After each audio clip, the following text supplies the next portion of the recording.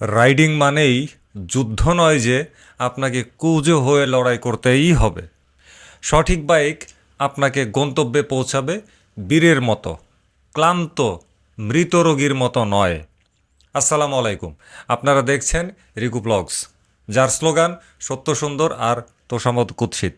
আজকের আলোচনার বিষয়বস্তুটা অনেকখানি তেতো হবে, তবে মনে রাখবেন তোষামত বরাবরই মারাত্মক লেভেলের কুৎসিত, আর সত্য সবসময় অনেক অনেক সুন্দর। আমাদের দেশের এক শ্রেণীর রাইডার আছেন যাদের যুক্তি শুনলে মনে হয় তারা সময়ের ঘড়িতে আটকে গেছেন। 2023 সালের আগে আমরা 160 সিসি পর্যন্ত সিসির খাঁচায় বন্দি ছিলাম, সেটা আমাদের বাধ্যবাধকতা ছিল। কিন্তু এখন যখন 375 সিসি পর্যন্ত রাস্তা উন্মুক্ত হলো, তখনও সেই রাইডারদের অনেকে বুকটা চিতিয়ে বলে, জীবনভর 150 160 সিসি দিয়েই তো ঘুরলাম, কই মরে তো যায়নি কিংবা অ্যাক্সিডেন্ট হয়নি। ভাই রে ভাই, আপনি ছোটোবেলায় হাফ প্যান্ট পরে ঘুরছেন বলে এখনও কি সেই ছেলেবেলার হাফ প্যান্ট পরে ঘুরে বেড়াচ্ছেন, নাকি প্যান্ট পরাই ছেড়ে দিয়েছেন, নাকি বাটন ফোন দিয়ে জীবন শুরু করেছিলেন বলে এখনও স্মার্টফোন ছুঁয়েই দেখেন না? বাটন ফোনেই কি আছেন? প্রযুক্তির বিবর্তনকে অস্বীকার করাটা এক্কেবারে বীরত্ব না, ওইটা হইল জাস্ট একটা ঘাউরামি। আলোচনার বিস্তারিত অংশে ফিরে আসছি ইন্ট্রোর পরে।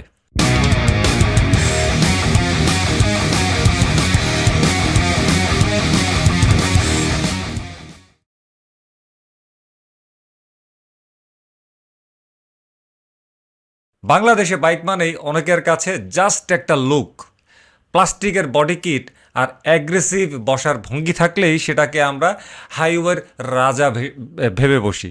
অথচ এই স্পোর্টস বাইকগুলো বানানো হয়েছে ট্র্যাকের জন্য, রেস ট্র্যাকের জন্য, যেখানে আপনি বড় জোর 20-30 মিনিট একটানা চালাবেন।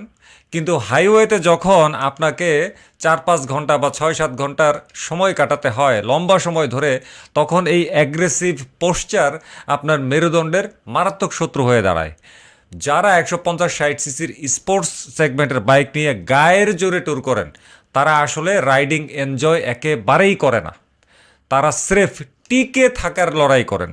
আপনার পিঠের ব্যথা আর কবজির উপর পুরো শরীরের ভার নিয়ে হাইওয়েতে রাইড করা কোনো সাহসিকতা নয়, এটা স্রেফ ইঞ্জিনিয়ারিংয়ের একেবারে জলজ্যান্ত ভুল প্রয়োগ।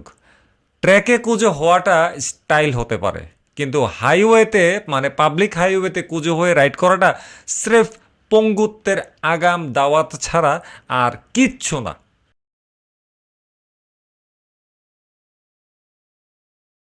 অনেকেই বলবেন 100 সিসি দিয়েও তো দেশ ঘোরা যায়। হ্যাঁ, অবশ্যই যায়। পায়ে হেঁটেও কিন্তু বিশ্ব ভ্রমণ করা যায়। আর বাংলাদেশ ভ্রমণ করে তো বিষয়ই না, অনেক রেকর্ড আছে এই ধরনের। কিন্তু প্রশ্নটা হলো, আপনি কতটা নিরাপদে এবং কতটা স্ট্রেস ফ্রিভাবে ঘুরেছেন। বাংলাদেশের হাইওয়েগুলো এখন অনেক উন্নত। বাসের গতি এখন 80, 90, 100, 120 ক্ষেত্র বিশেষ। কখনো কখনো হয়তো বা আরও বেশিও যাইতে পারে, এটা বাস চালকেরা ভালো বলতে পারবে। এত কিলোমিটারের আশেপাশেই কিন্তু থাকে এদের গতি। সেখানে আপনার 150-60 সিসি বাইকটি যখন 80 বা 90 কিলোমিটার গতিতে চলে, তখন সে কিন্তু তার ক্ষমতার শেষ বিন্দুতে থাকে।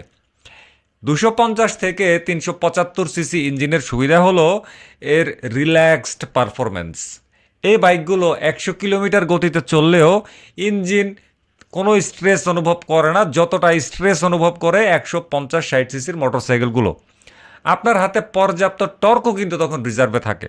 ফলে যে কোনো বড় গাড়িকে ওভারটেক করার সময় থ্রোটল মোচড় দিয়ে একদম খিচ্চা বসে থাকা লাগে না। খাস বাংলায় বললাম যে কখন বাইকটার গতি একটু বাড়বে। ইঞ্জিনকে তার ক্ষমতার শেষ সীমানায় নিয়ে চালানো মানে নিজের আয়ু আর বাইকের আয়ু দুইটার সাথেই মারাত্মক লেভেলের জুয়া খেলা।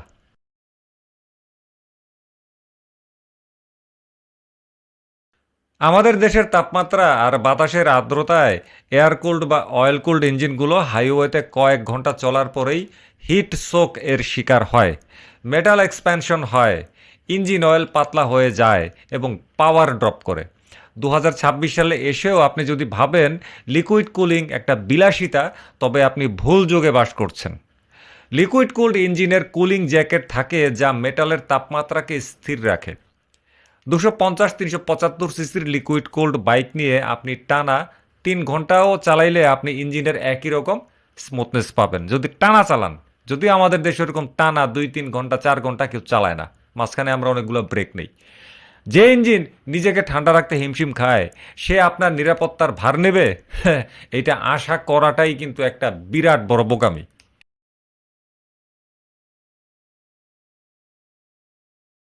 সেই সব রাইডারদের কথা বলি, এখন যারা বলেন আমরা তো সারা জীবন 150, 125 কিংবা 100 কিংবা 160 দিয়েই ব্রেক ধরলাম, ঘুরলামও ব্যাপক হারে ঘুরলাম, কই অ্যাক্সিডেন্ট তো করিনি কিংবা অনেক ঝামেলায় তো পড়ি নাই। আমি বলবো আপনি বাটন ফোন ছেড়ে স্মার্টফোন নিয়েছেন কেন? কারণ ওটা বেশি কার্যকর। ঠিক তেমনি 150, 25, 100, 160 সিসি মোটরসাইকেলের ছোট ডিস্ক আর সিঙ্গেল চ্যানেল এবিএস দিয়ে আপনি হয়তো বেঁচে গেছেন মহান আল্লাহর খাস রহমতে, কিন্তু সেটা আপনার দক্ষতা মোটেও না, ওটা ছিল আপনার ভাগ্য। আবারও বলতেছি, ভাগ্যের সাথে হচ্ছে মহান আল্লাহর খাস রহমত। আল্লাহ আপনাকে ছাড় দিছে কিন্তু আপনি সেটা বুঝেনি নাই।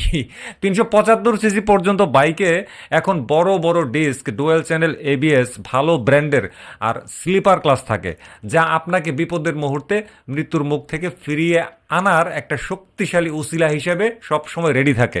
যারা প্রযুক্তির এই অগ্রগতিকে জ্ঞান দেয়া মনে করেন তারা আসলে নিজের মূর্খতাকেই জাস্টিফাই করছেন। স্মার্টফোন পকেটে রেখে বাটন ফোনের গুণগান করা আর 375 সিসির যুগে 150-60 সিসিকে সেরা টুরিং বাইক বলা একই লেভেলের ভণ্ডামি।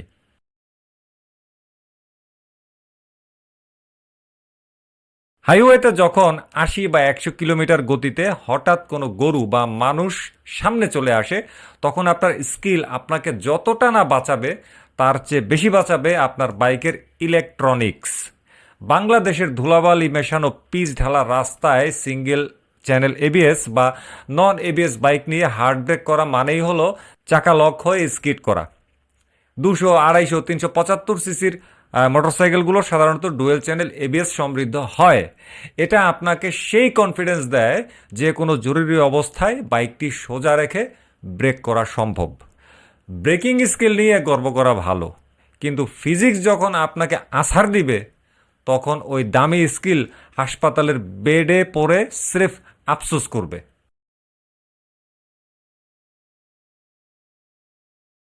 একজন ট্যুরারের জন্য সবচাইতে গুরুত্বপূর্ণ হলো তার বসার ভঙ্গি বা অ্যারগোনমিক্স।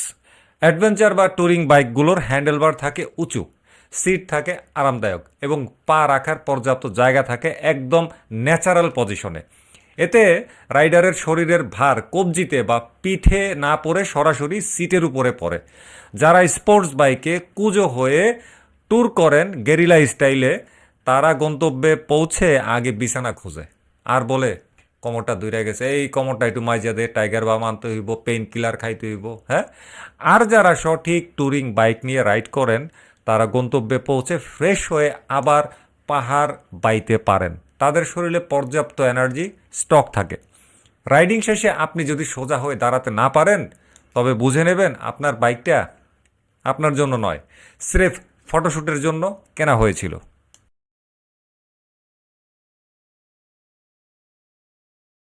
হালকা 150 সিসি বা 160 সিসির বাইক নিয়ে হাইওয়েতে ওঠা যায় ঠিকই, কিন্তু বড় বাসের বাতাসের ঝাপটায় সেই উড়ন্ত বাইক কখন যে চাকার নিচের দিকে চলে যেতে চাইবে তার গ্যারান্টি কেউ কখনো দিতে পারবে না। 200, 250 কিংবা 300, 375 সিসি ক্যাটাগরির বাইকগুলোর ওজন সাধারণত 160 থেকে 190, 200 বা তার প্লাস কেজির মধ্যে হয়। এই বাড়তি ওজন আপনাকে হাইওয়েতে স্ট্যাবিলিটি দেয়। বাস বা ট্রাক পাশ দিয়ে গেলেও আপনার টায়ারের কন্টাক্ট প্যাচ রাস্তা ছেড়ে নড়ে না। হালকা বাইক নিয়ে যারা হাইওয়েতে বীরত্ব দেখাইতে যান তারা আসলে বাতাসের মর্জির উপরে বেঁচে আছেন। বাতাসে লাটিমের মতো ঘুরতে থাকা বাইক নিয়ে হাইওয়েতে নামা মানে নিজের জীবনকে বাতাসের মর্জির উপরে পুরোপুরিভাবে ছেড়ে দেওয়া।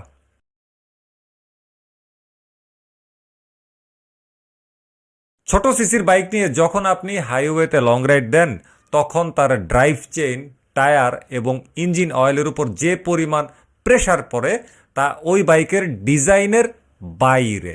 আপনি হয়তো গন্তব্যে পৌঁছাচ্ছেন নিরাপদেই, কিন্তু আপনার বাইকের আয়ু প্রতি কিলোমিটারে দ্বিগুণ হারে কমছে। অন্যদিকে বড় সিসির বাইকগুলো এই ধরনের ব্যবহারের জন্যই ডেডিকেটেডভাবে তৈরি। যারা ছোট সিসি দিয়ে বড় ট্যুর করে বীর বাহাদুরগিরি করছেন, তারা আসলে নিজেদের পকেটের আর যান্ত্রিক স্বাস্থ্যের উপরে ইচ্ছামতো চাইনিজ কুড়াল চালিয়ে দিচ্ছেন। গাধাকে দিয়ে ঘোড়ার কাজ করানো যায় ঠিকই, কিন্তু দিন শেষে ওই গাধাটা কিন্তু গাধাই থাকে। কখনো সেইটা রেসের ঘোড়া হইতেই পারে না। হইতে পারে নাকি? অবশ্যই সেটা কমেন্টে লিখবেন।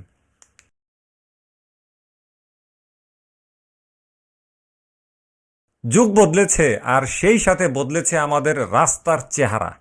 যারা 10-15 বছর আগের অভিজ্ঞতার দোহাই দিয়ে এখনও 150-60 সিসিকে আঁকড়ে ধরে আছেন হাইওয়েতে ট্যুরের জন্য, তারা ভুলে গেছেন যে তখন হাইওয়েতে একটা বাস গেলে 10 মিনিট পর আরেকটা ট্রাক আসতো। সেই সময় 10, 15 বা 20 বছর আগে। আর এখনকার হাইওয়ে মানেই ঘন যানবাহনের অবিরাম স্রোত, ছুটে চলা স্রোত।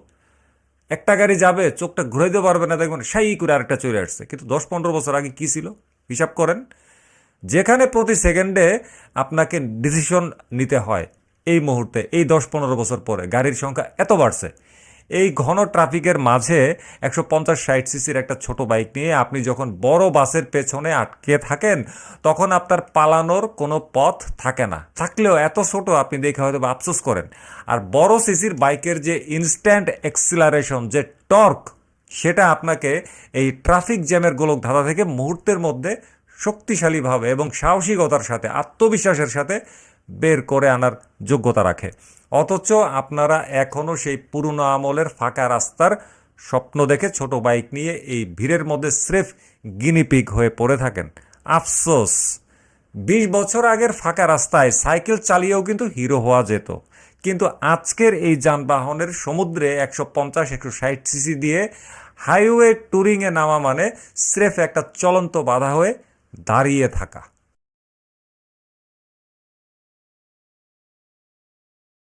আমরা এখন আধুনিক যুগে বাস করছি।